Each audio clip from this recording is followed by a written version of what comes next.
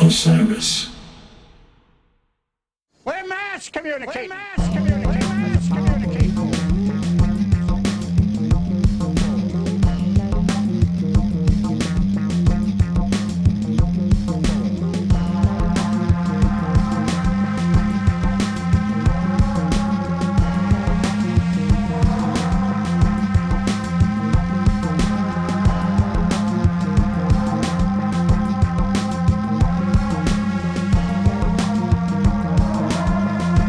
Welcome back to Touchdowns All Day. I am your host, Max Dawson, and in the next couple of episodes, we're going to have a theme, and that theme is the Starland Ballroom, Sayreville, New Jersey, where the Disco Biscuits will be closing out the 2025 Bubble Tour, March 14th and 15th. Now, the Starland Ballroom is a very important location within the history of the Disco Biscuits. It has been the site of 18 performances, many of which are legendary, not only for the music, but also for how hard you, the Disco Biscuits community, brought it to that roadhouse way out in the swamp on the side of Jernee Mill Road. Over the course of the next few episodes, we're going to dive into the music, the stories, the legends, what makes Sayreville so special.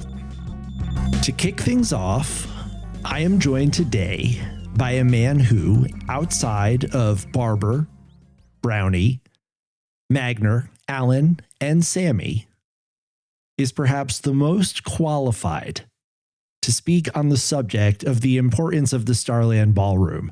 And as you'll hear, the Starland Ballroom isn't just important to the history of the Disco Biscuits. It turns out it's actually pretty important to the history of the live music industry in general.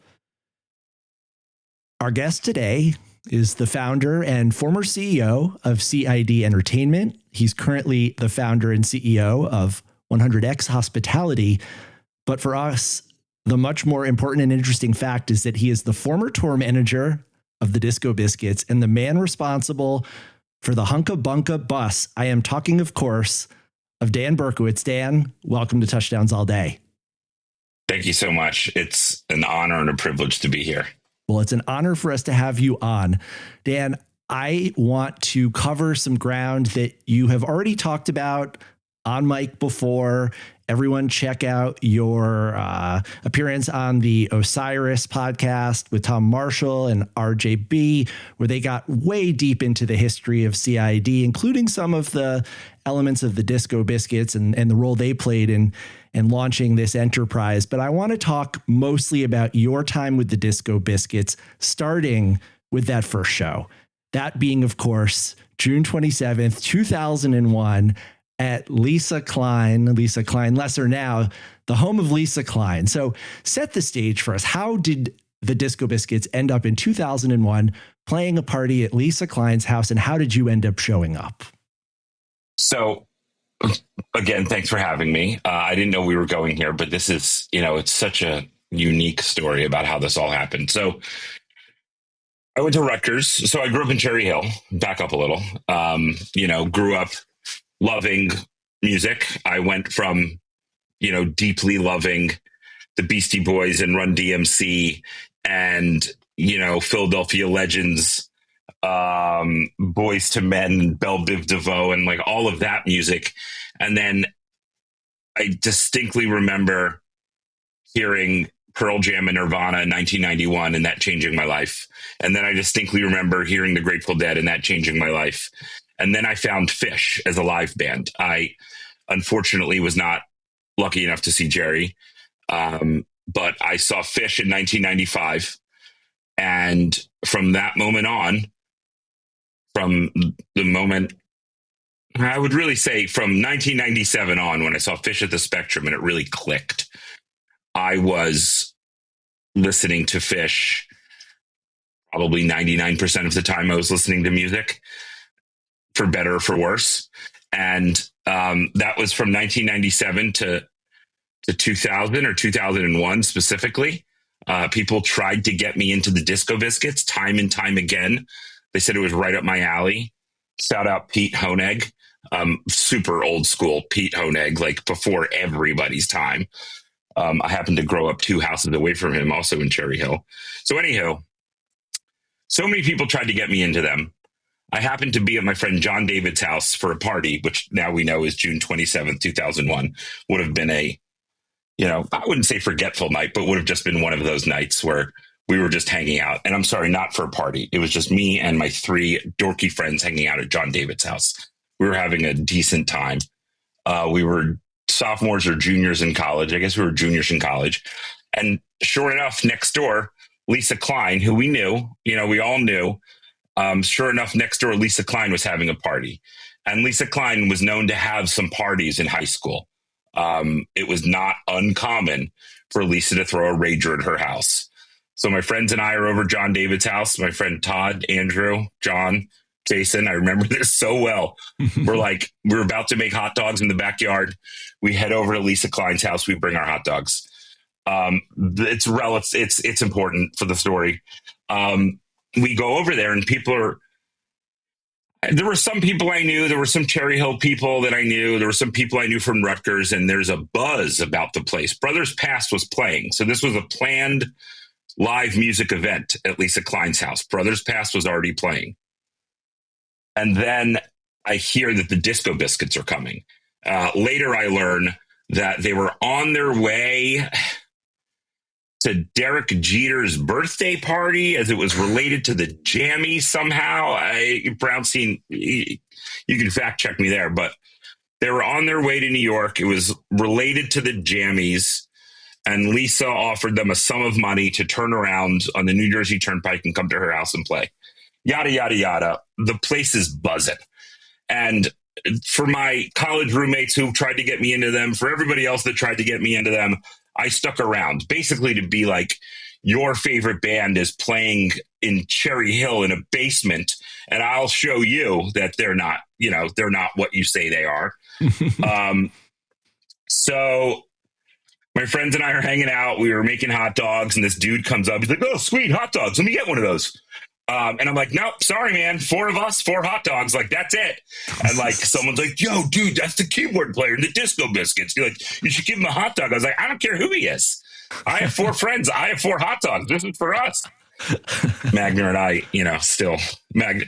cut to, we were the best men in each other's wedding. So, we still joke about that. So, I distinctly remember, and it's so strange how these moments, stick out in your mind.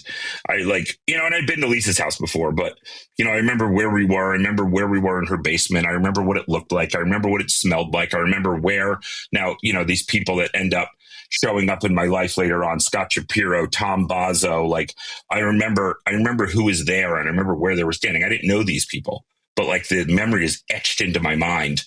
And they open up with Mindless Dribble, and in the first verse, and this is not hyperbole, before the jam started, in the first verse, I'm thinking to myself that my life is different now. It was one thing, and now it's another thing. Wow. And like, I've never been so sure. And I had no idea how like right I was. And I went from like, I listened to Fish. I'll throw on some Pearl Jam and, some Doors and like some Dead and Bob Marley, but like I'm mostly listening to Fish. My CD books were, 95% burnt Fish CDs. And then, we had the most amazing time. 2 days later, I drive up to Gathering of the Vibes to see them. 6/29/01, famously one of the only multi-camera shoots from those days.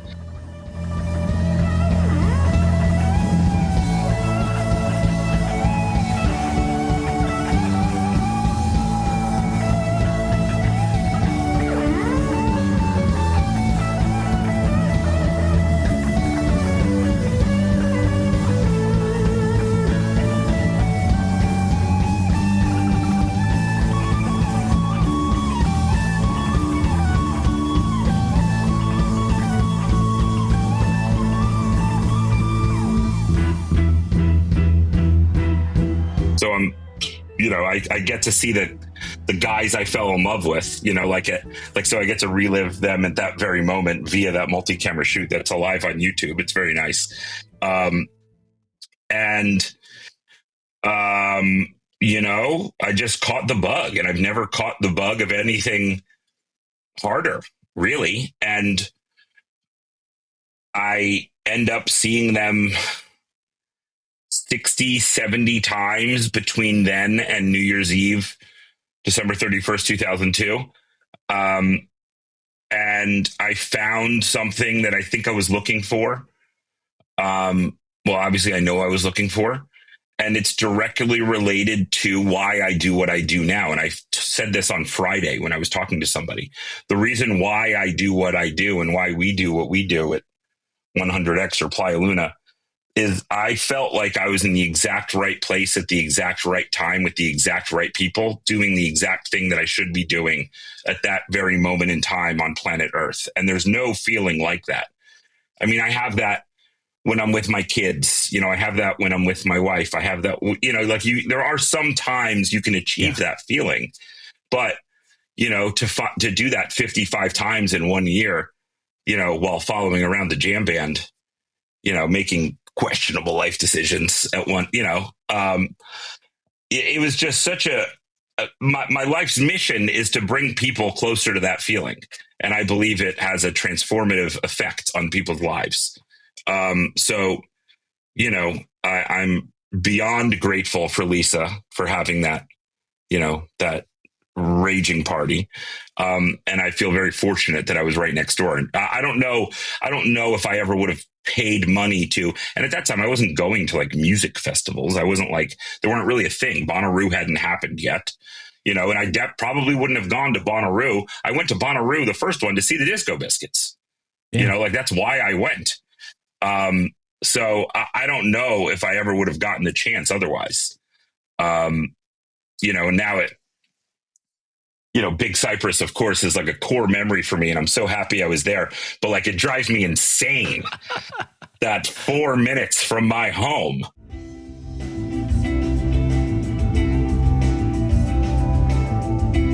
was 12:30 and 12:31.99 at the TLA. I didn't know.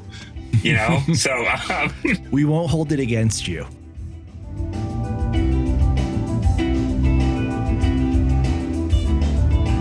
So yes, so that's a very, and I'm sorry, I took up a lot of time here. I don't know if we have to break for commercial. No, not at all. It's a good story for a number of reasons. I think that many people have a similar version or their own version of that story where, the getting it moment where it clicks, where you realize, oh, this is my thing. This is the thing that I'm going to be pursuing. But the interesting thing for you is, and I think I have my own version of this as well. Many other people in our circle do. Think about how many things in your life you can trace back to that moment, not just professionally. I mean, my children exist because, right. Your best man, like the major my wife. Highlights of your life. That night, you could have just said, Disco Biscuits, I don't know, I'm not that into it. Let's just stay here and watch HBO and eat these hot dogs. And you're on a completely different path. We were smoking weed too. It wasn't that dorky. We weren't just watching. I was trying to, you do have kids now. I'm trying to do you a solid. I smoked weed then. Nothing's wrong with that. For a lot of people, those decisions, not making that decision, your life could have turned out differently. For you, the entire live music industry probably would have turned out differently had you not been there. And we'll get to all of the different factors, many of which involve the Starland Ballroom, that lead to that big transformation. But everything for you goes back to that night, 6/27/01. Now, the one thing I want to ask you, John Goldberg doesn't have a tape of this. As far as I know, the band doesn't have a tape of this. Were you ever able to hear that show again after it was played? No, I am 100% sure that Lisa has a VHS and she won't show anybody. Just putting it out there. 150% sure. She's alluded to it. She gets very mysterious when talking about it. Wow. She can be a little mysterious. Okay. Well, it's out there. Whether or not, it exists in the real world anymore in physical form, I don't know, but I'm pretty sure it existed. Another fact, Brothers Past did play that night. So if if anybody's out there that has some sort of archives of Brothers Past and there's a 62701, that would be a good clue that there was some sort of taping going on that night. Yeah. I think that was part of the arrangement they made with Lisa as no tapes. Okay. I got you. Now, between 2001 and you said 12/31/02, you see the band like 60, 70 times, but that doesn't explain how you go from seeing the band a lot to being the band's tour manager. Right. Very strange. And also timeline, very hazy. So I become very close with Aaron's little sister, Aaron's, she's now a 46-year-old woman, but I become very close with her and her circle of friends. I end up dating one of her friends. I become very close with Aaron. And this is all from going to shows. Like I met his sister at Kahunaville. She happened to be his sister. We had a great time. I joke it's because she looked so much like him. I was, so not true. I was just around and we lived in Philly, he lived in Philly. We were just in this social circle. We hung out, Sammy started kind of distancing himself. Sammy decides he's leaving. I'm one of the first to know. I don't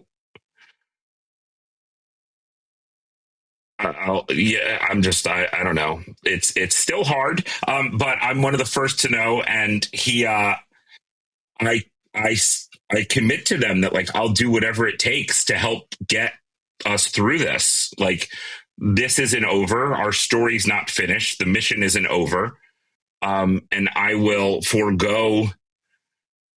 I'll put my life on hold. And of course, I'm like some martyr. This was like a dream come true for me to be able to work with them. But I did, I took the LSAT. I was going to go to law school. I didn't do any of that. And I convinced them. I had a meeting, and I still say this, and whatever. I've met with, most of the folks in the live music business.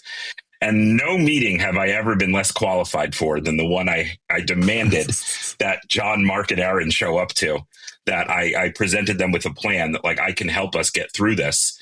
And within 24 hours, they're like, okay, let's do that then. And, I was passionate. I was passionate. I cared deeply. And they let me help them. And I think it wasn't until AWD took a back seat on tour managing that I took over that role. But I was mainly focused on helping them in and around Philadelphia, just helping as much as I could. And then as kind of the touring became less consistent and Sammy started, because what Sammy had to do is he had to take a bunch of undergrad courses in order to qualify to go to medical school. And I think that there was a time in which we knew, but not everybody knew. Maybe there wasn't an announcement. I kind of don't remember all those details. It was hazy. And then I helped them run the drummer search. I wish the tools of today were available. I wish we could have made it more efficient and, but obviously it worked out. It was a clunky process, and we brought people to a dingy studio. It was a storage unit to try out. Nothing makes me happier than to see it working and, knowing that they're playing better than they've ever played now. And, seeing people like yourself and so many other folks saying that it's never been better, and hearing the excitement from the band and from the fans and reading about it. And, it was a wild run.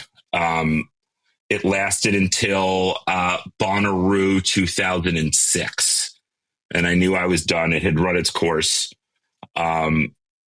it was a conscious uncoupling between me and the Disco Biscuits. Everybody was excited about the change. And I'm super grateful for the time I had with them.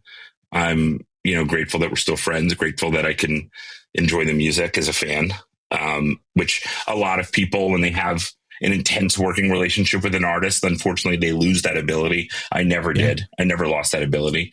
Also, maybe why it didn't work out with me as a tour manager, because I never lost that ability. But I cared deeply. And, some of my, our agent at the time was Jonathan Levine, the guy that would send me the counts was Joe Atamian. I made some of that my most cherished music industry contacts and relationships while, with the Disco Biscuits.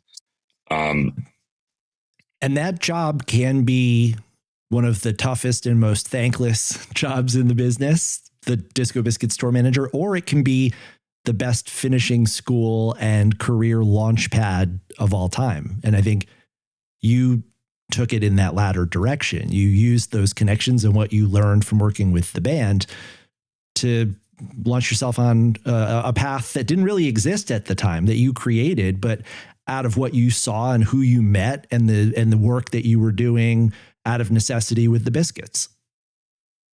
Yes, that's true. And, it was the job of tour manager in general is a thankless job. You get 1,000 things to do right. And if you do 999 of them right, you had a bad week. Yes. The Disco Biscuits, we were all so young, there was no playbook. They had a brand new drummer. It's not the most, it's not like, hey, dude, here's your 21 songs that we play every night. Let's go. Let's not take any risks. The Disco Biscuits are one of the few bands that take real risks every single night. Adding any sort of order to that is extremely challenging, especially when integrating a new drummer.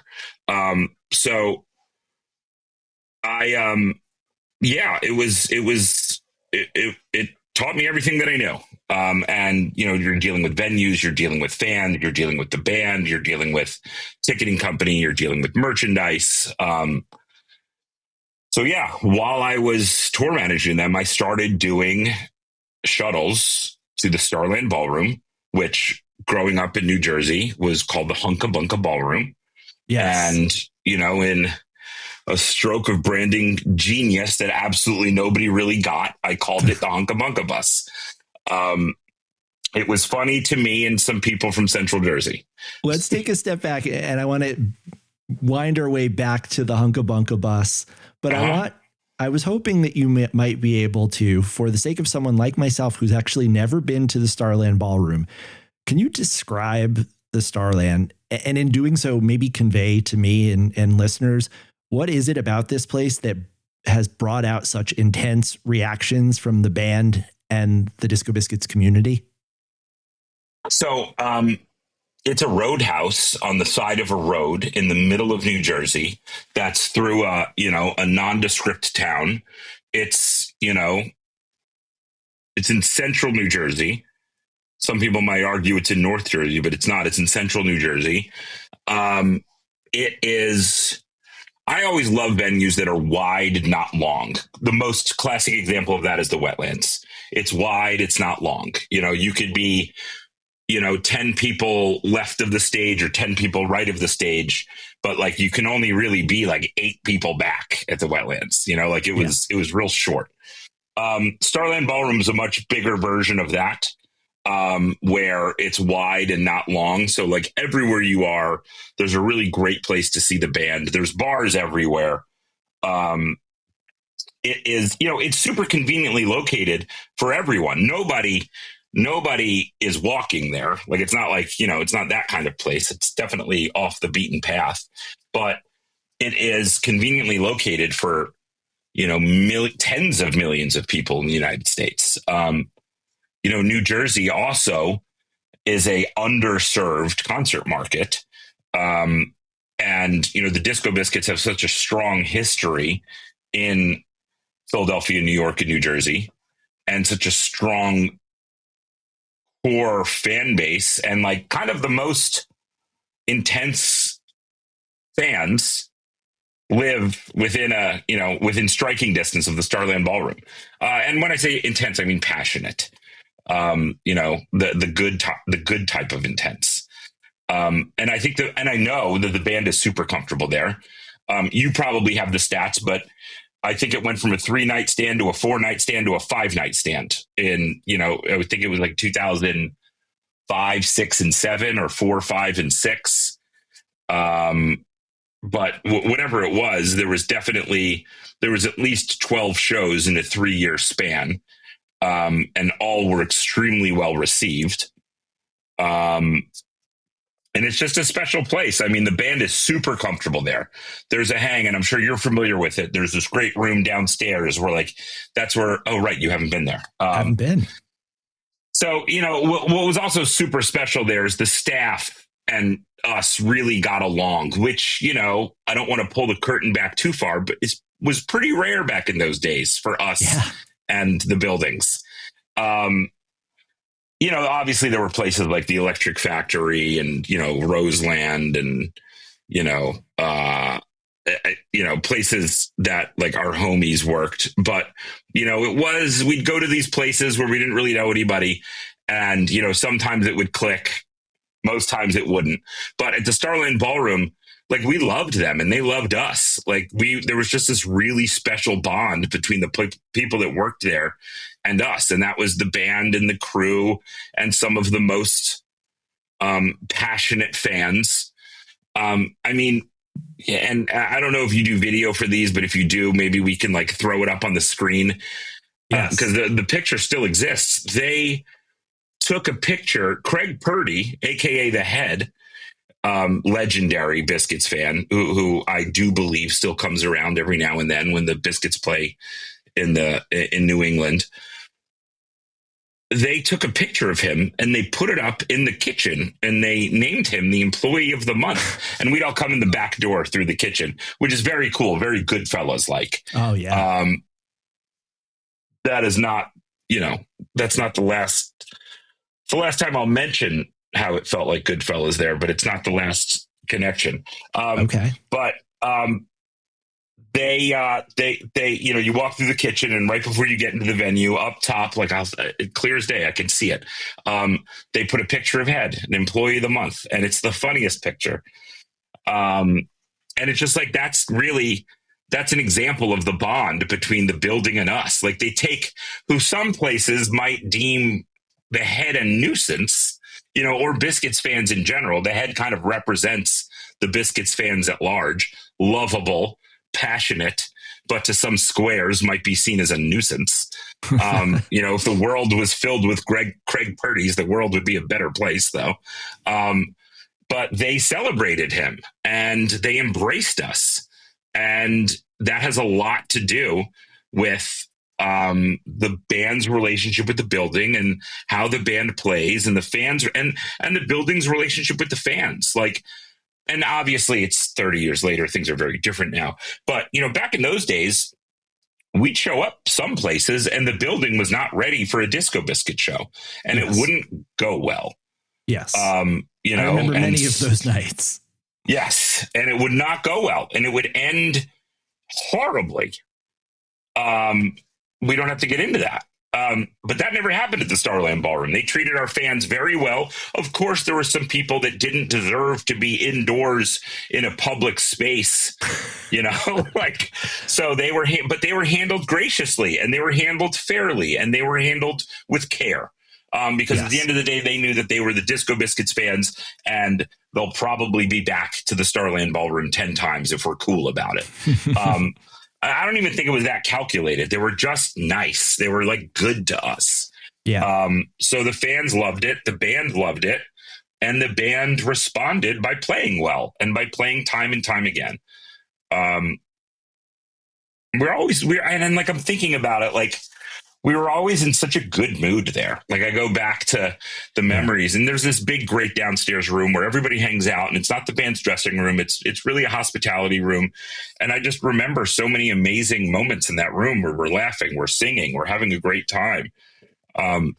our dearly departed Johnny was, a centerpiece of a lot of those good times. Just a, I don't know, special place. It makes no sense. It's just one of those things. It's magic. One thing that was relayed to me by John Goldberg is that the venue had an amazing kitchen, but they didn't have a restaurant. They just had a kitchen to feed the band and crew and the backstage group.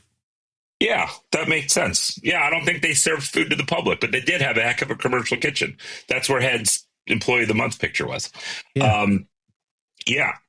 Yeah, and like the staff there, and I could, Mark Schulman, who was the booking agent there, now runs, he's the big macher for Oakview up at the UBS Arena in Long Island, doing a lot of great things. I think with big concerts in the New York City Field, New York City, North Jersey, like huge stuff.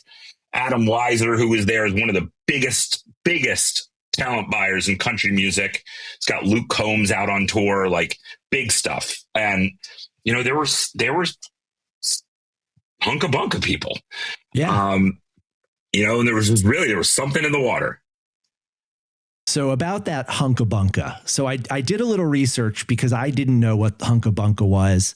And what I found is from people who grew up in Jersey or even other parts of the tri-state area, Hunka Bunka Lounge or Hunka Bunka Ballroom or something like that was like a local TV commercial mainstay. And it was like one of the first local nightclubs that were playing house music and interesting electronic music in the area. Did you ever a knowledge of Hunka Bunka before the band started going there? Did you ever attend? No, it just wasn't my thing. But like, Frankie Bones at the Hunka Bunka in like 1997 was like a major deal. And I went to Rutgers. So I went to Rutgers from 97 to, kind of just faded away when I, started seeing the Disco Biscuits. But that was, Hunka Bunka, like Sunday, like the, big things going on at the Hunka Bunka. It was on the radio all the time. But I knew people that went, and they had a great time. It was just a different scene. I would go to Albany to see Fish, and they would go see Frankie Bones at the Hunka Bunka. Yeah. So I'm going to take us through the timeline for the key years of your road management, but also with the Hunka Bunka Bus and the first stirrings of what would eventually become CID. So the band's first shows there are in 2004, and they did a weird thing that year. They did a May show, and then they did a couple shows over Thanksgiving. And one of the things that I was thinking about as I was getting ready for our call is that 2004 really was this transitional year. I think, as you were alluding to, Sammy was starting to make his moves toward the medical profession, but it wasn't necessarily official. That said, there were only, I think, about 29 shows played that year.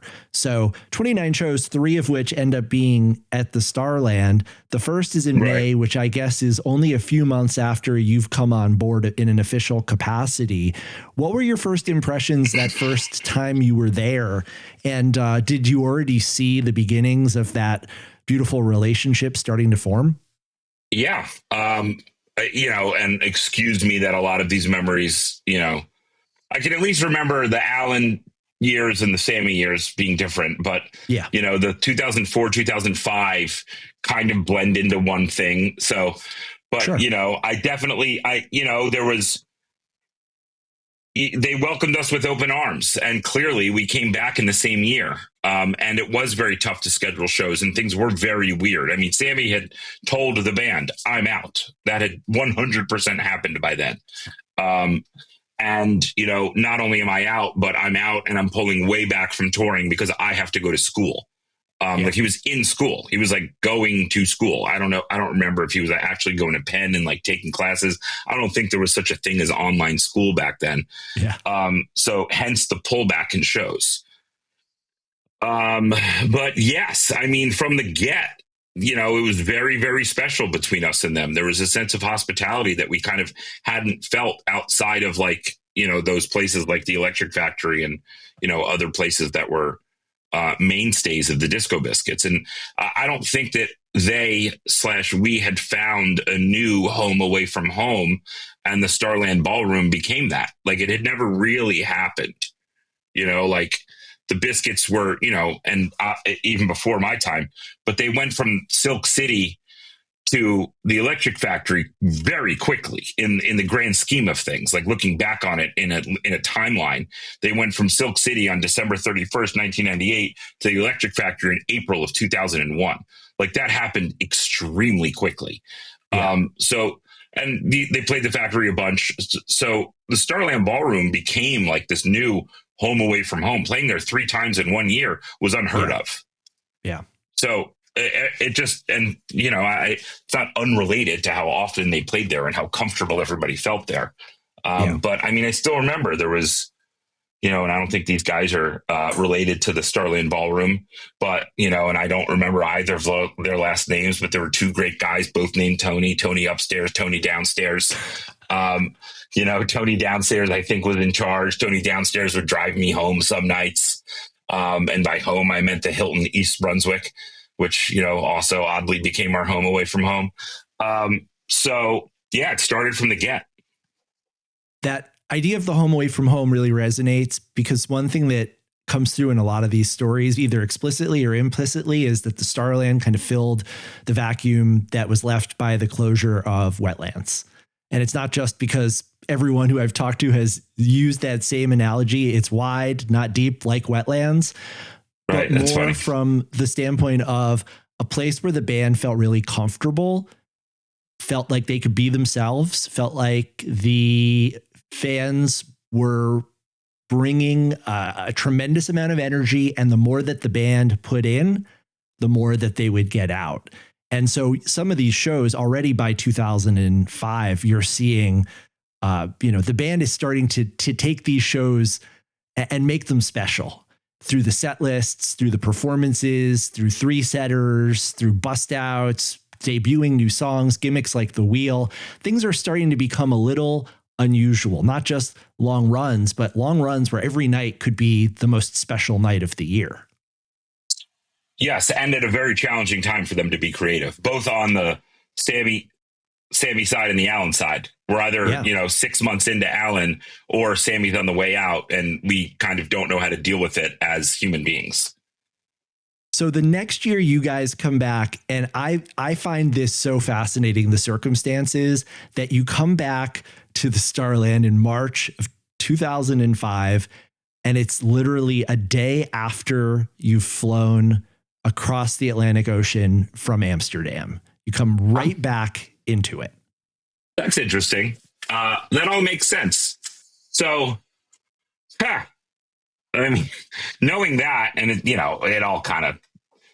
So in 2005, that's 2005. Mm-hmm. I believe, and I'm not sure, but I believe those might have been my first shows officially as tour manager. And this timeline has always been a mystery to me. I don't know when anything happened.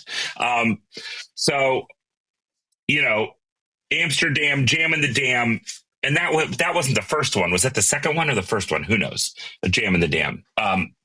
What a wonderful moment in time that was, though. Right, that makes sense. We would have flown into Newark, and we would have not taken an Uber because those didn't exist. We would have, taken a taxi, or if we were lucky or organized enough to have a van waiting for us, which we weren't. We would have taken that to the Hilton East Brunswick. I think that year we might have gotten fancy and stayed at the Hyatt in New Brunswick. So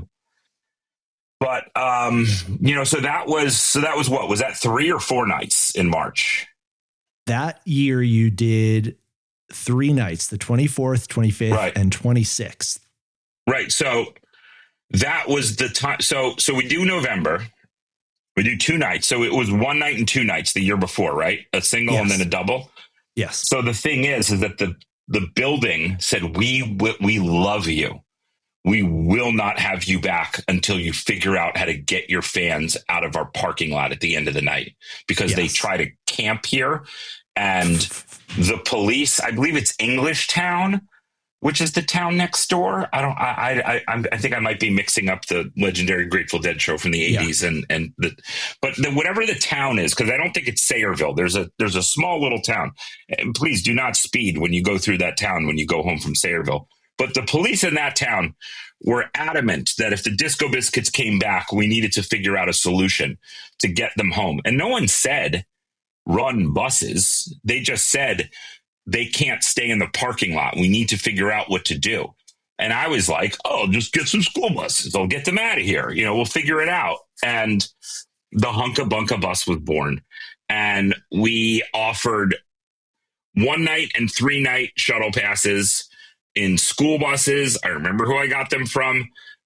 They dropped people off at the Hilton in New Brunswick. We had multiple times leaving the lobby. We all left together 20 minutes after the music was over. I got them in the buses. I had, Mike Medvin, a.k.a. Party Boy, a.k.a., my head of logistics and transportation, who still works for me, who went on to run 35,000 person shuttle programs at Coachella and 50,000 shuttle programs at EDC. Him and Joseph Friedman, who I believe has been a constant in the Disco Biscuits world as of late. They both were helping me out because I was also tour managing poorly at best. But we, I might, and now I don't think I was tour managing that weekend because of the buses. Like we may have split duties because I was pretty heavily involved, but it was a smashing success and it worked and we got everybody home safely. And we had, Mike would have remembered, and maybe I should have fact checked before, but we had at least 10 buses. And school buses fit around 40 people. So let's say 400, 500. And having 10 buses, a couple did a couple trips. Because if you left Starland Ballroom at, let's say, 1:08, you could be back at 1:45 to pick up the stragglers. So we probably had 500-600 people riding those shuttles. Which to Starland Ballroom was like, that's 300 cars not in the parking lot. And for the people offering them the solution, saying, hey, if you don't feel like you'll be good to drive, remember, there's no Uber. So like if you, and you don't call a taxi on Jernee Mill Road at 2:00 in the morning, that doesn't work. So if you don't feel like you'll be good to drive, take this bus and we'll at least get you back to New Brunswick where there's a train. Or some sort of semblance of civilization where you could maybe get a taxi. And then, it worked. It was profitable. We all had a good time. Everybody was safe. Everybody felt like there was value. And then I realized everybody stayed at the Hilton in East Brunswick because that's where we dropped them off. So then the next year I added a hotel room with the tickets and that became a travel package. And it was just dumb luck. This was not a strategic initiative. This was a necessity in order to get the band to be able to come back to the Starland Ballroom. Wow. Yeah. I've got a voicemail. I opened up the hotline 424-666-SIYD to the Disco Biscuits community to share their memories. And one of the things that came through is that the first year of you running these buses, it really was a team effort. You and your friends, some of whom have gone on to make entire illustrious careers out of the work that they were roped into by you, Tom Sawyering, getting everybody involved to help out. But this call from our friend Gary Brecker, I thought was a great bit of context about what it was like that first year when you were running the shuttles. What's up, Max? First time caller, long time listener. There are so many Sayreville stories, ranging from us having to share the Hilton with LARPers because of a LARPing convention nearby to friends getting into lots and lots of trouble. But this one is probably my favorite and the most G-rated. Back in 2005, we spent an amazing week in Amsterdam for the first Amsterdam, which obviously later had to be renamed to Jam and the Dam. Many of us flew back on the same flight, including the band, back to Jersey for a 3-night Starland Ballroom run, or as many called it, the old Hunka Bunka. DUI checkpoints were pretty common around there, so our buddy Dan decided to rent a bus that would get us from the hotel to the venue safely, which we aptly named the Hunka Bunka Bus. This may or may not be one of the first CID buses. After the first night of that Starland run, my buddy Unkeith and I helped Berkowitz get the list together of all the people riding the bus the next day. While doing this, we also went through all of the set lists from the Amsterdam shows and put together our own set list. The next night, I get to the Starland Ballroom and the line is wrapped around the parking lot. As I get in line, I get a call from Berko asking me where the hell I am and get to the front of the line as soon as possible because they're playing our set list. 3:25:05. It's a pretty epic show. Check it out if you haven't already. There's even video of the whole show on YouTube. So I love these stories because they're so emblematic of what was so special about the Disco Biscuits then and now. And it's that if you are motivated and you are willing to work hard and be involved, you could be the road manager. You can be involved in running the buses. There really was no qualifications. There was no screening process. It was really about, are you here? Are you available? Will you work as hard as you possibly can and commit yourself to this? And hearing Gary talk about how, he was there and he just helped you out that night. And, other people, Seth Scoplianco, I was with last night. He says, hi. He says he remembers an early CID bus departing from near where he was living in Philly and helping people, helping usher people onto the buses for you. Our great friend, Kobe Waldfogel, who's been involved with you in different projects in all these years, helping out with some of the events taking place around the shows in subsequent years. So the whole element of becoming our truck driver for years, Kobe. Yes. Out of necessity. Exactly. Right. So just this whole idea of, everyone is not just standing around passively waiting for the band to come on, but, everyone was just sort of wanting to keep this thing alive. And what you said about, the venue said they weren't going to book the band unless I came up with a solution, or unless they came up with a solution. We came up with, somebody. And so you took it upon yourself to do that. It's the same ethos that Joey has. The band's going to break up if BARBER doesn't write any new songs. Well, what am I going to do? I guess I'll write some new songs with BARBER. Like, not wanting this thing to go away and realizing how special it is and doing whatever we can, this podcast, for example, to add our 2 cents and to help this thing survive, if not grow, to be as big as we want it to be. So 2005, you're running the Hunka Bunka buses. You're getting great responses from the fans. It's growing. And in the next year, you're offering the hotel packages. You're solving problems for the band. You're solving problems for the fans. You're solving problems for the venue. Is there anything in your mind starting to click here that you may have stumbled upon a business? Yes. I thought that there was something here. It was resonating with the Disco Biscuits fans. I mean, I had, admin access to whatever, if you would call that a website back in those days, but I was able to put a hyperlink to book the travel package. And, we did our pre-sale ticketing through Music Today, which is now called Tickets Today. We still use them. It's 2025. I still use them, but, and they're wonderful. But back in those days, I was lucky that they worked with me to figure out how to sell a travel package, which, it's not that complicated, but it's also, it takes a little logic and reasoning to convince a ticketing platform to sell a hotel room with multiple night stays and bed choices and whatnot. I started thinking that this is something that I wanted to do. And, obviously the next year is all happened very quickly. This is March of 2005. Sammy's last show is Camp Bisco that year. Alan's first shows are New Year, right? I'm not missing a year, am I? Is my timeline right? Your timeline is right. And you did that year, the drummer search. When did that take place? Over the course of that summer? In between whether or not it happened before. I don't think it happened before Camp Bisco. It might have. But we were super unorganized, and I don't know. I don't know if it did or it didn't, but it definitely, I guess the drum off in Atlantic City was, what was that? September, October of that year? November? Maybe November? At the Borgata? Right, at the Borgata. Yeah. What was that? Thanksgiving weekend, November 25, 26? 18th and 19th of November 2005.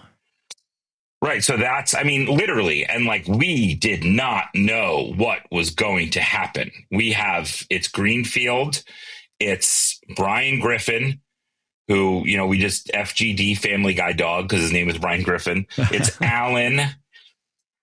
And then I'm so sorry, and I don't remember the fourth because there were four of them. And I'm so sorry, I don't remember his name. Shout out to that guy. I deeply apologize. Sean Hennessy? Hope you're well. Nope, Sean was definitely not one of the top four, although love you, Sean. Jim Reardon? That might have been it. That sounds familiar. I'm just going through the Biscuits Internet project at this point. Jim Reardon sounds familiar. Hope you're well. But Alan, some might say we stacked the deck with that second set Saturday night set list. But Alan, it was, there's never been anything clearer than the fans demanding Alan join the band. Wow. And that's what happened. And we went into it saying all right, we'll see what happens. All these guys are good. Obviously, Greenfield, went on to do his own thing, and Brian Griffin's a successful drummer in the civilian music industry. Playing with folks like Brandy Carlisle and I believe the Avett Brothers for a little while. Anyway, I digress. So all of that happens very quickly. Alan joins the band. We go on tour, a real tour. I believe it was the Wind It For to Fly had just come out. Very strange that we go on tour with a new drummer and you're promoting a live album with the old drummer, but things were strange. Kobe becomes the truck driver, and yada, yada, yada. Bonnaroo, last show. I go and work for the Electric Factory after that. Electric Factory concerts in Philly was always kind of my fallback plan. And there I start, I was a runner at the Electric Factory, and I still say that I've never been better at anything.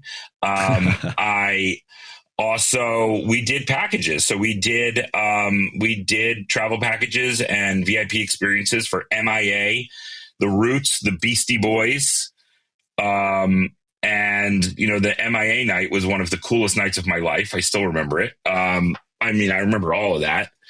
And then in a very George Costanza-like move. Now, meanwhile, we got this incredible studio in Philly. The BARBER and I went through this exhaustive search to get this incredible studio at 444 North 3rd Street, which we later found out was DJ Jazzy Jeff's old space, which was just a legendary space in Philly. We were across the hall from these guys, Dre and Vidal, these legendary producers.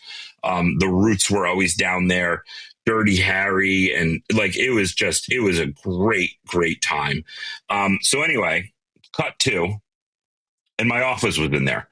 My office as the, tour manager / whatever the hell I was in the studio, which was great times. In a very George Costanza-like move, I leave the Electric Factory, also consciously uncoupled, and went back to my old office at the Disco Biscuits studio and set up, and I was going to start my own business, and distinctively remember Brownstein walking by, saying hi, and then coming back and be like, "What are you doing here?" I was like, "I'm going to start my own company." He's like, "Oh, that sounds cool, man." And we just kind of got back into it. And I think eventually 6 months later, they start charging me $100 a month for rent or something. I don't, but was super lucky, was super fortunate that the Disco Biscuits, Humphreys McGee, Sound Tribe Sector 9, who were our homies, all agreed to let me try out my wacky experiment with them. And it worked. And Government Mule was our fourth client. And, that's where, Jonathan Levine represented Government Mule. Jonathan Levine represented Phil Lesh. And we did the Philathon in the Nokia Theater in 2008, and that turned to the Dead in 2009. So all of a sudden, I'm on Dead tour with my own tour bus with my band of sip of fools, if you will. and we're doing VIP ticketing and travel packages for the Dead on an arena tour, and things just, really took off from there. But, it all comes back to the Biscuits. It all comes back to Camp Bisco. It all comes back to the Starland Ballroom. And I'll never, ever, ever forget that or lose touch with where I come from. Did you continue to run the Hunka Bunka Bus after you parted ways with the Biscuits? Oh, yeah. Parted ways. I make it sound so formal. When you stopped being the road manager for 2007, 2008, 2009, were you still doing the packages? Oh, but it was formal. We parted ways, but yes, we luckily stayed good friends. And yes, through, I started my business in their office. It would have been awkward if we didn't, also work together. But yes, I mean, Camp Bisco, I did Camp Bisco. I don't remember. I did Camp Bisco until we left Mariahville. And we did Camp Bisco in Scranton as well. But, super involved in Camp Bisco and the VIP at Camp Bisco, and New Year's packages in Camden, New Year's packages in New York and in Philly, bunch of Jam on the Rivers, timeline is kind of hazy then, but we did a bunch of stuff with the Biscuits, in 2009, was the Europe tour. Was that 9 or 8? 2008 was Europe tour in March of 2008. Yes. March or April of 2000. Was that 2009? I think it was 2008. I think you're right. 2008. Yes, you've got the tour that starts in Scotland, Glasgow, London, Amsterdam, Berlin, Copenhagen, Malmo. Did you have that written down? Because you just got that 100% right. Yeah. Wow. And it was actually 2 nights in London because we did a private show at a studio. So I did packages for that whole tour. That's why, that's etched into my mind. The King Tut's Wawa House in Glasgow, Scotland was like one of the coolest places I've ever been in my life. My God. Oh God, it was incredible. And then Berlin, anybody that was there and, Steve Martocci, obviously the band members also there, they remember, but that night was wild. I don't know where these people came from. There were these German Biscuits fans that knew the words and went crazy. And we had the best time. And then the show had to end early because it turned into one of those classic Berlin techno clubs right afterwards. And we thought we were leaving, but we didn't. We went downstairs. We were like, holy shit, this is awesome. And we hung out for the next 5 hours. It was so fun. Anyway, I digress. But we had people on that tour. We did an A package, which meant you came from London to Amsterdam, a B package, which meant you came from Amsterdam to Malmo, and then shout out to the C package, the people that came the whole time. And I still I still see people out in the world that were on that trip. And there's a very special bond for people like that. Dante Di Pasquale, he's a big time AEG guy now. He was there as a guest. Corey Wine, Kendrick Lamar's tour manager. He was on that tour. Unreal. Yeah. How long were you able to balance running the business, which at some point along the line becomes CID Entertainment, and actually going out on the road? Because I imagine it's, for the beginning, you've got to be there, be hands-on. You're a small shop, but at a certain point, you're dealing with Jonathan Levine. You're dealing with the Grateful Dead organization. You might not be able to be off in Europe shepherding a group of, 10, 20, 30 wooks from 54, Berlin 54. to Amsterdam. 54. Yeah. For that second, for Amsterdam to Berlin. It was tough. It was tough. There was no separation. And like an idiot, I named the company after myself. And in those days, it wasn't CID. It was still called Consider It Dan, which makes me shiver. I was trying to be respectful and not make you say it, but you brought it upon yourself. It's fine. I mean, what an idiot. So like there was no separation. My name was in the company, and in 2009 we changed it to CID, and then things definitely got more serious. But there was no separation, and I was everywhere for a while. I think there was a moment in time, and I used to remember when this was, but there was a moment in time where up until X date, and I believe it was in 2009, that I was at every single thing that we did, and we started officially, CID started at Jam on the River in 2007. So Memorial Day 2007 is when like CID/Consider It Dan started. And then I believe it was sometime in 2009 when I like missed our first event or something. And it was hard. And one of the hardest parts about my job, and I've gotten better at it, I'm still not great at it, but one of the hardest parts about my job is not being everywhere. And also being okay with it, because I can't be everywhere. And, back in the CID days, when you have clients like Metallica and Bonnaroo that both expect you to be there at the same time, you have an extremely hard decision to make. And I don't know. It's hard. It's extremely hard. That's why I'm so lucky to have the best team in the world. And now the company is not called anything related to me. It's not about me. It's about us. It's about the fans. Yeah, that's like one of the hardest parts. And especially, having a family and having personal interests and whatnot. Yeah. It's challenging. Well, one of the things you just said was the team that allows you to do this. And one of the things that I've always loved is that people who I've known for decades, who I met from going to shows, have since gone on to become really important parts of first the CID and now the 100X teams, and really influential people in the industry in their own right. Wendy Jensen is the first person who came to mind, someone who I met when I think we used to have to sneak her into shows because she was under 21 and she was like our little sister. And now Wendy is one of the most, influential women in the business in her role.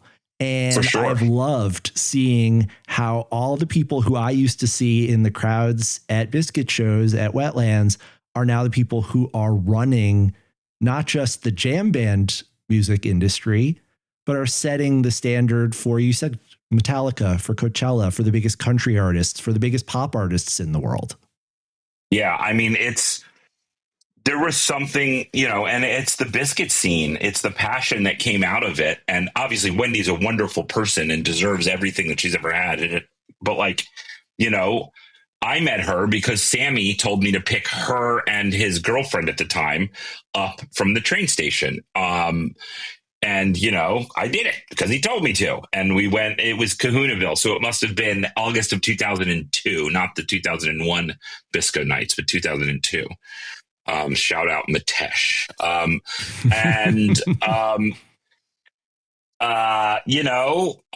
We stayed close, and Wendy in 2008 or 9 came on and she started running our touring operations, and she, went out on tour with Yo Gabba Gabba, and we became this like force in family entertainment, and in touring, because Wendy was so freaking good at her job.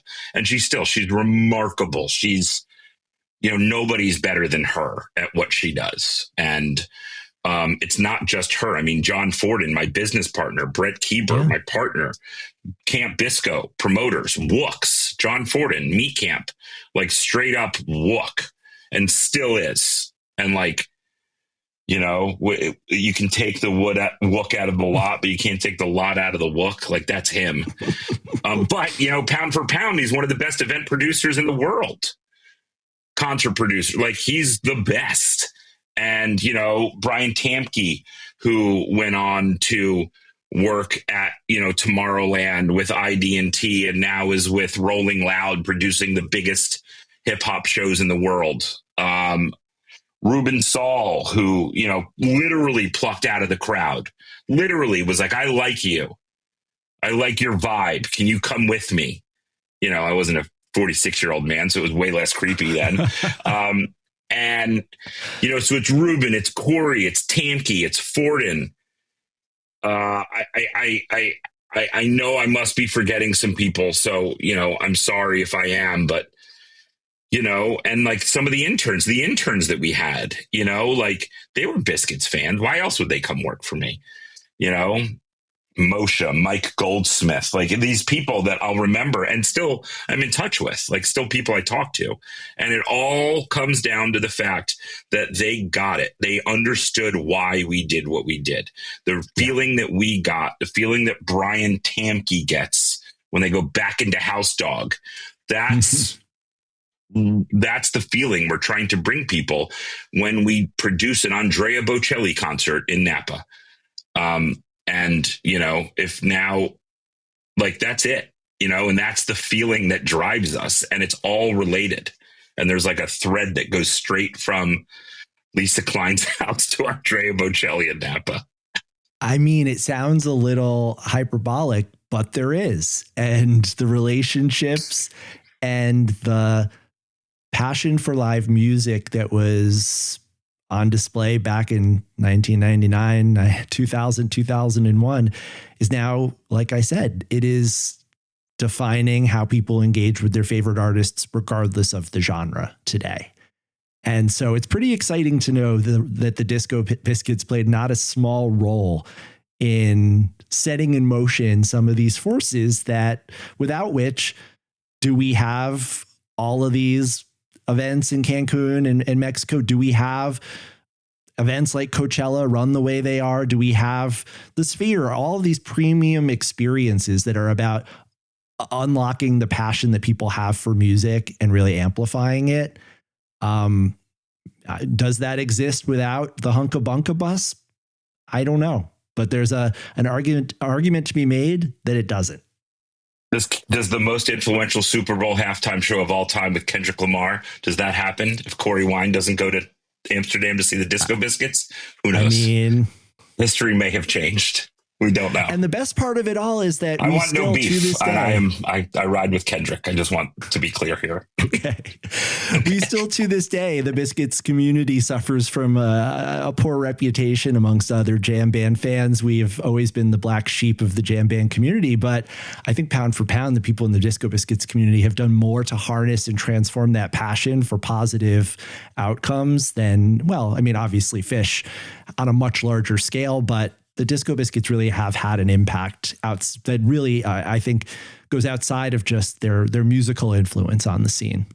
Pound for pound, it's incredible. You can't really compare it to a larger fan base. But if you take the sample size and you realize that we haven't talked about people like Steve Martocci or Jared Hecht or Andy Bernstein, obviously debatable who claims him, but I say we do.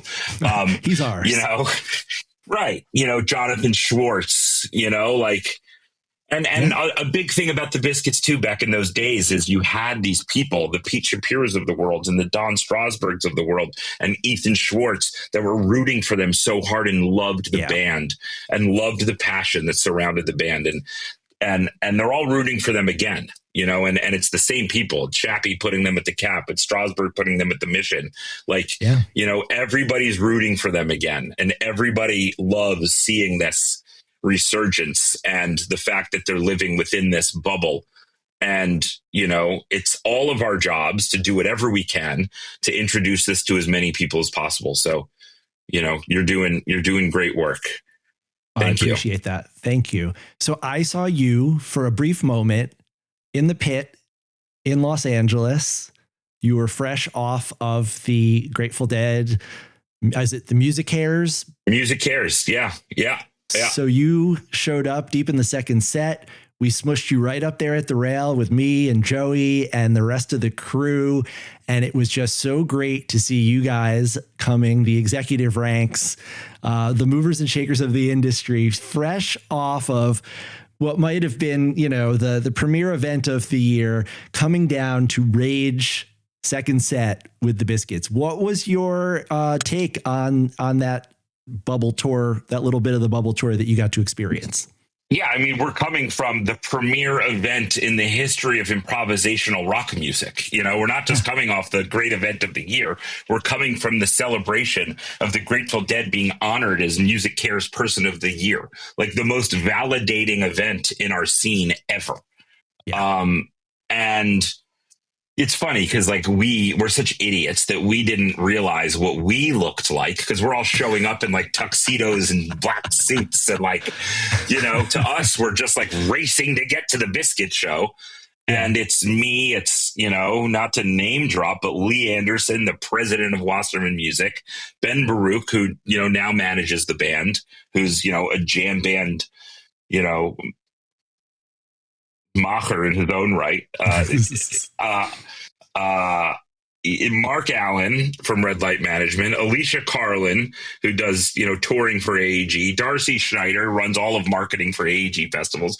So we're just like, you know, the show ran long. I'm not saying it dragged. The music cares. It ran long. All good, you know, all good. Which, you know, we're there. It's the nights for Bobby and Mickey, and, you know, there's a lot of speeches. There's a lot of shows. So like, you know, we're like, oh God, what's going on here? Like, when are we, you know, like, we got to get out of here. You know, luckily we found out later that there were some technical difficulties at the venue, because it was supposed to end early, and we were screwed if it ended early. But luckily there were technical issues all on the venue side, had nothing to do with the Biscuits. So the curfew is extended. So luckily we got out of there and saw like a bunch of the show. But yes, hindsight being 2020, we looked like absolute idiots showing up in tuxedos and black suits. And, you know, I wanted to show Lee and Ben, I wanted to bring them up there, and like, you know, Lee had just signed the Biscuits. You know, the Biscuits had moved over to Wasserman. So, and Lee is so excited about it. Like, you know, as are a lot of folks over at Wasserman. They're so excited. So I wanted to show Lee. I wanted to bring him up there and like, you know, experience that. And Ben too. So we go up there. Joey welcomes us. You welcome us. Everyone around welcomes us. I should have my chain right now, because Joey gives me my B4L chain, which you were chained. You know, I did show up, and I did ask him during the show, which I know is a no-no. I know you're not supposed to ask him during the show, as he's locked in. But I did show up and immediately say, excuse me, I'm here for my chain. I was told if I made it, I would get one. So I got it. I was super stoked. We had a great time. I mean, the show was awesome. Like, it's classic modern Biscuits, which, you know, is really special. They are locked into something that they have not been locked into, or that anybody has really been locked into in a very long time. So it felt really, really good. And the place was jammed. The place was bumping. And like, you know, LA, California, Southern California has always kind of been hit or miss for them. Yeah. You know, and they're competing with Music Cares. And there was something else going on that night. Yeah, it was great. It was amazing. And it was such a moment in time, and such like a, you know, such like an energy shift. You know, we had the Uber waiting perfectly, like strategically located outside Music Cares. We ran, we got there. It was super fun. And to see everybody, like, and the place was raging. I mean, you saw it, you were there. The place was going nuts. It's true. LA has always been a tough town for them, and LA people are pretty jaded in general. And to see them rocking the Mayan like that, I really felt like it was a turning point for them in Los Angeles, where they finally, I felt like, broke through to the LA crowd, where people finally got it. Right, because even, you know, one of the most legendary shows of all time, March 8th, 2002, was, you know, didn't really break the LA bubble. You know, Biscuits fans were there, and it was legendary. Triumph in the Helicopters.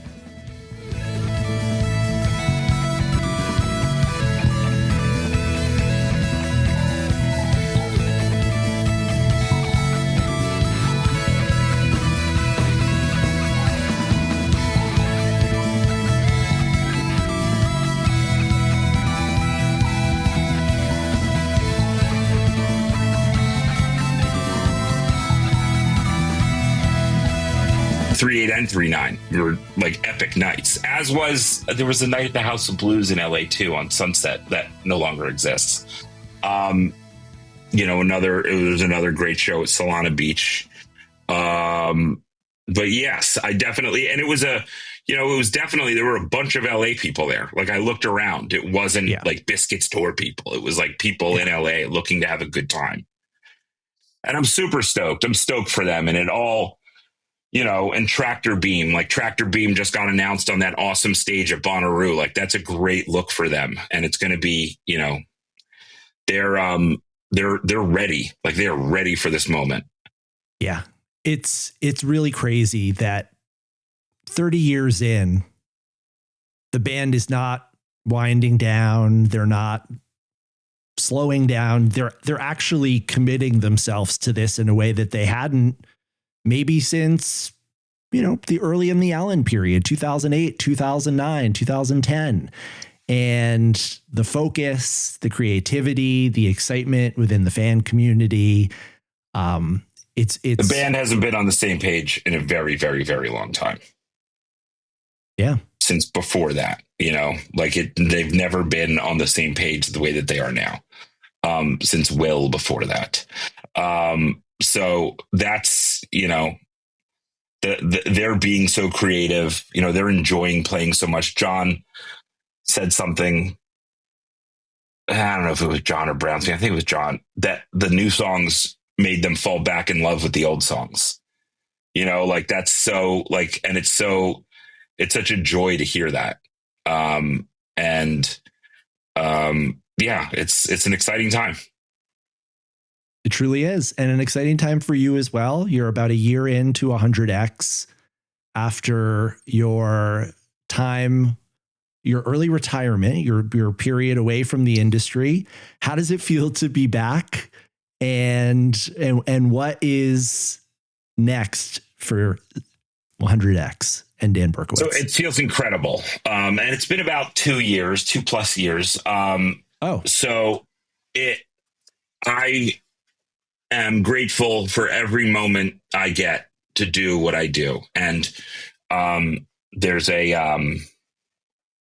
woman I'm fortunate to be friends with and follow on social media. Her name's Emily Kessler, and she says something, and I always think about it. It's not that I have to do something; it's that I get to do something.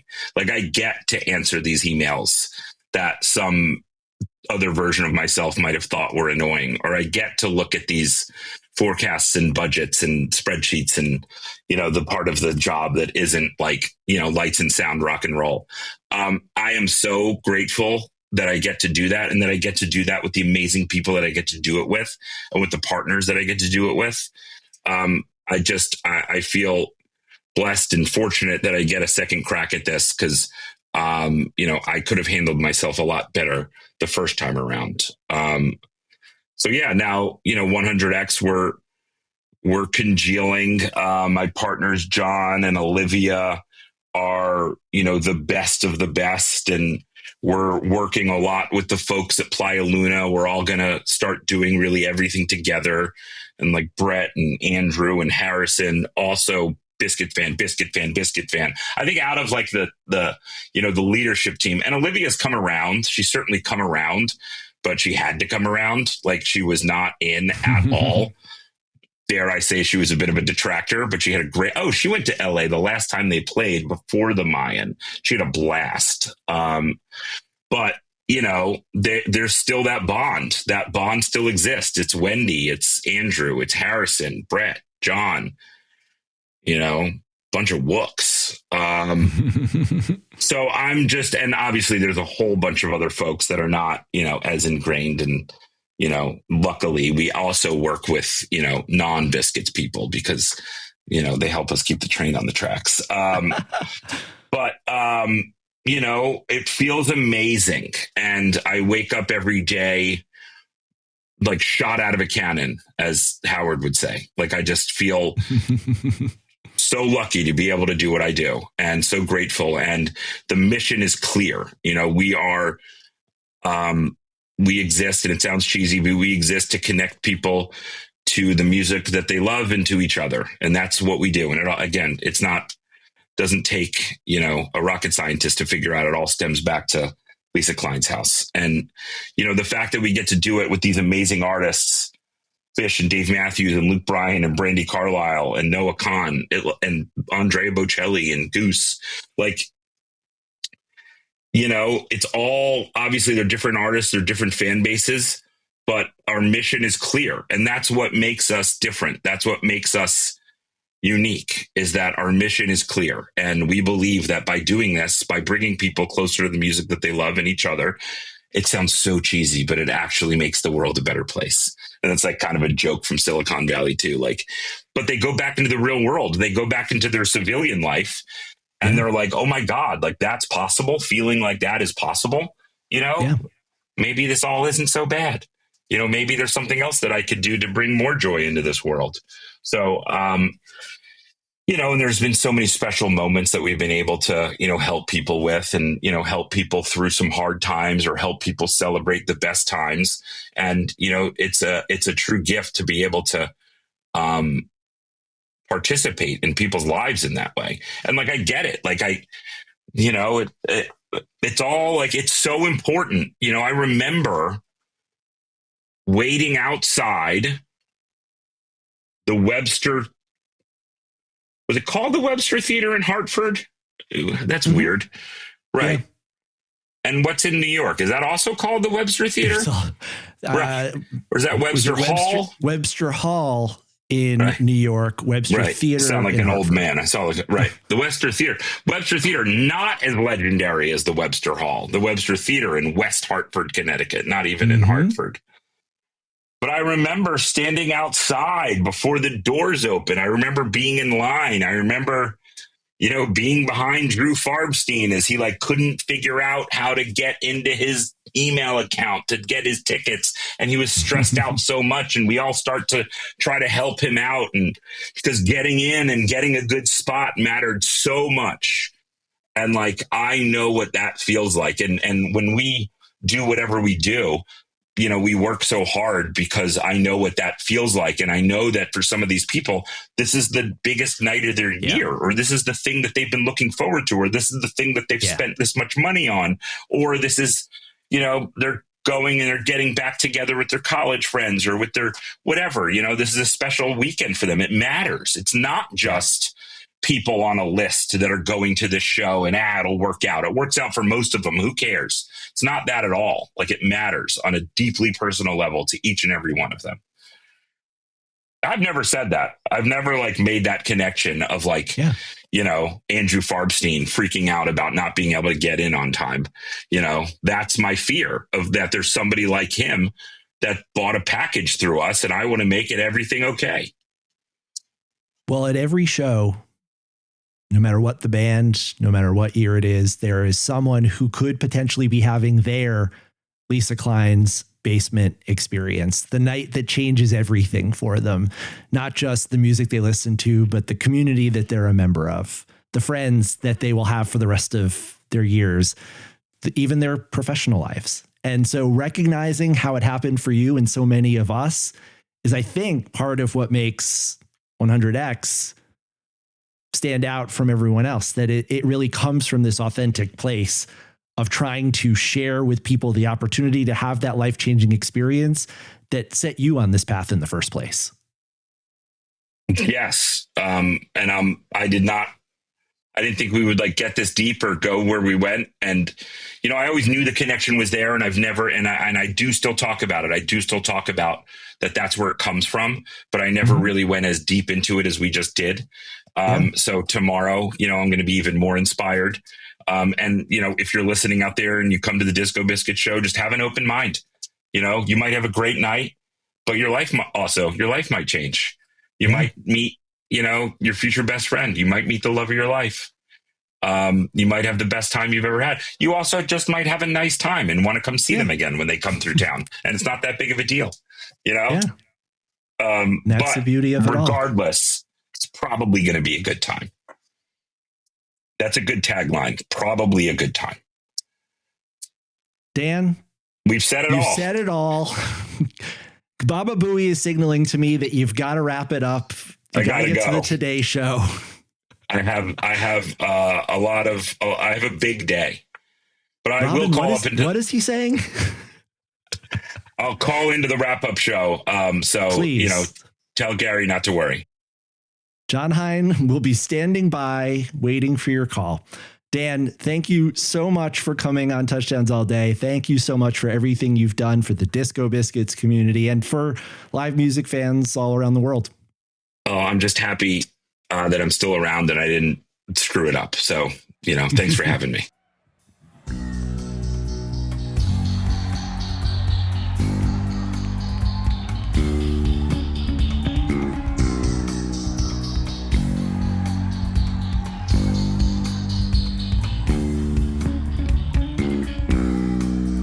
And that's where we'll leave it.